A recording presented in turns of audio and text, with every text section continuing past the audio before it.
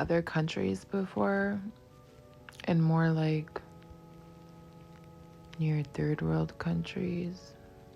Not just third world countries, but just like they got stuff going on in their government and economy. You'll notice a lot of them are very like patriarchal. And I noticed this when I was in Peru, like all the machismo energy that was surrounding the culture, and like how women, it definitely was different energy. As a woman, it just felt like you had less freedoms with certain things, and you just were like kind of put into this role naturally. So like the kitchen or cooking or with the children. For the most part, this is just what I observed when I was there. And a lot of the posters, like there were no posters or pictures of women politicians around. It was all men. And the vibe, the energy was very different. So very different from America. Like we have, as women in America have a lot of freedom. We have a lot of freedom. And I'm not going to say that we might even have, I mean, for some women, like we definitely take our freedom to the head and can go crazy with it and do like diabolical things. Absolutely.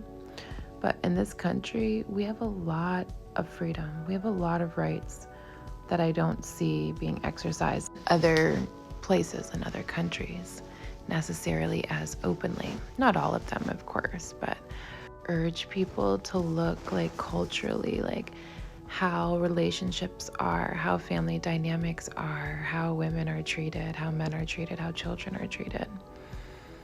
And like ask yourself and compare that to where you're living now. You know, always had like an international view of the world. So I don't like think in borders in terms of borders, but as I've gotten older, I definitely have been able to see like where the lines are drawn and such, and in different countries and different religions, how that can affect the cultural population a lot. So I urge people to just look at our country and the amount of freedom that we do have, that many others do not, have not for a long time, you know, have to live in a certain particular way under a rule or a law, or they, you know, could face being, you know, exterminated or, you know, tortured. I just think it's important to not take our freedom for granted, because this country, we have a lot of freedom. And it's like if we're not being smart, or we're taking our freedom for granted, and we're not like building and using our freedoms for what we could use them for, it's like inevitable for some type of like higher control or organizational force to come in, because humans can't seem to get it together to actually organize a life that is not harmful to itself, but also the planet that it's living on and everyone else around them.